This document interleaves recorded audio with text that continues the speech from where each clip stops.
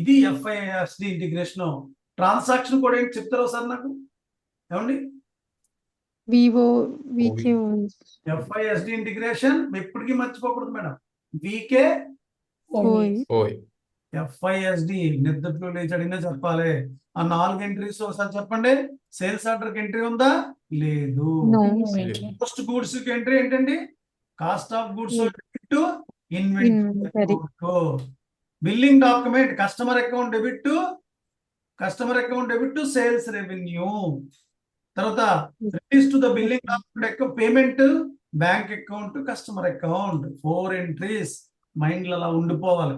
Interview performance sheet లో FISD integration VKOA, FIMM integration OBYC, FISD integration entries ఈ 4 ఒక box.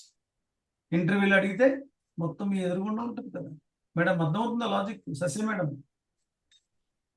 Interview performance sheet చాలా important madam. అర్థమైందండి? First ఇంటర్వ్యూలోనే through అయిపోతారు మీరు, నేను చెప్పినట్టు చేసుకుంటే. అసలు ఎవరు హెల్ప్ అక్కర్లేదు. మీరు అప్లై చేసుకోండి, కాల్ రావండి, క్లయింట్ కాల్ రావండి, 1 or 2 సెకండ్ ఇంటర్వ్యూలు అయిపోతుంది. నేను రాసిస్తాను. మీరు ఇంతవరకు రెగ్యులర్గా అటెండ్ అవుతున్న వాళ్ళు, రెగ్యులర్గా ఈ వీడియోస్ ప్రాక్టీస్ చేస్తున్న వాళ్ళు, మేబీ 1 or 2 రికార్డింగ్స్ పెండింగ్ ఉండొచ్చు హోప్ఫుల్లీ మీకు వర్క్ బిజీ వల్ల. సో కంప్లీట్ చేసుకున్న వాళ్ళు 100% ఫుటేజ్. సెకండ్ ఆర్ థర్డ్ అండి, లీస్ట్ థర్డ్ ఇంటర్వ్యూ. కొంతమందికి ఫస్ట్లోనే అవుతుంది సార్, ఫస్ట్ టెన్షన్ వాళ్ళు పోయింది అనుకోండి. సెకండ్ ఇంటర్వ్యూ మేబీ 9 questions లో మీరు ఒక 3 ఆన్సర్ చేశారు, నెక్స్ట్ అయిపోతుంది.